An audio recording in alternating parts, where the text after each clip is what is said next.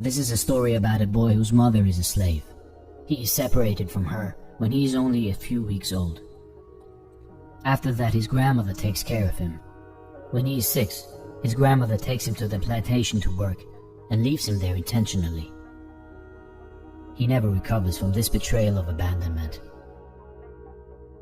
Later on, he is sent to work for a ship carpenter by his master. Despite a ban on teaching slaves, the carpenter's wife starts teaching him the English alphabet. But soon, her husband finds out and forces her to stop teaching him.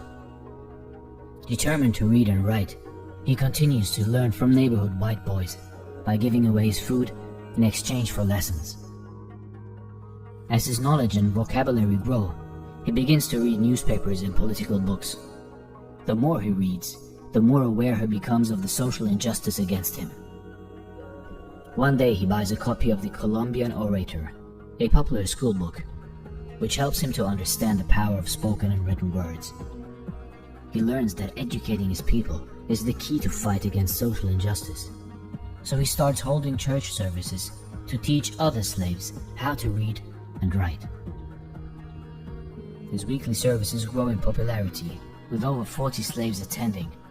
But soon, angry slave owners shut down his class. He gets sold to a new master. His new master is a monster in form of a human being. He enjoys whipping his slaves who won't follow orders. Our hero endures this brutal whipping for about 6 months, until he can't take it anymore, and one day he fights back.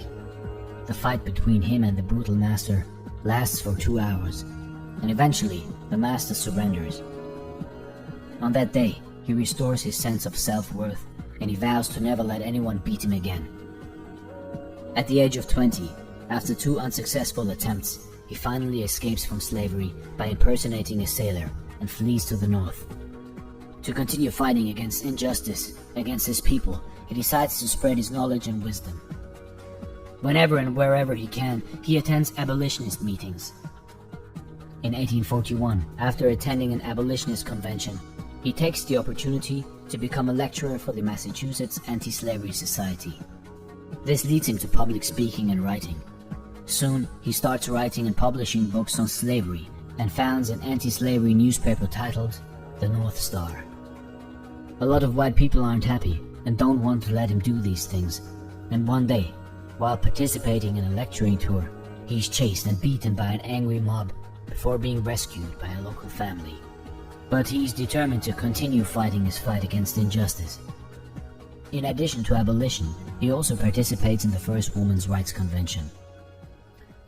Soon Frederick Douglass is recognized internationally as a human rights leader fighting against the slavery system and standing in for women's rights. He goes on to become a trusted advisor of President Lincoln. He advises the president on the treatment of black soldiers and urges him to give all black men and women the right to vote. In 1863, President Lincoln declares the freedom of all slaves. Douglass becomes the first African-American citizen to hold a high U.S. government rank. He is also the first black person to receive a vice presidential nomination, although he did not campaign for the office. He keeps on inspiring people to use the power of education to effect positive change in themselves and society. His words will inspire future presidents and inspire those who will fight for justice after him. Frederick's journey teaches us to never give up in the face of adversity. Frederick Douglass once famously said, "If there is no struggle, there is no progress." Those who profess to favor freedom and yet depreciate agitation are men who want crop without plowing up the ground. They want rain without thunder and lightning. They want the ocean without the awful roars of its many waters. This struggle may be a moral one, or it may be both, moral and physical, but it must be a struggle.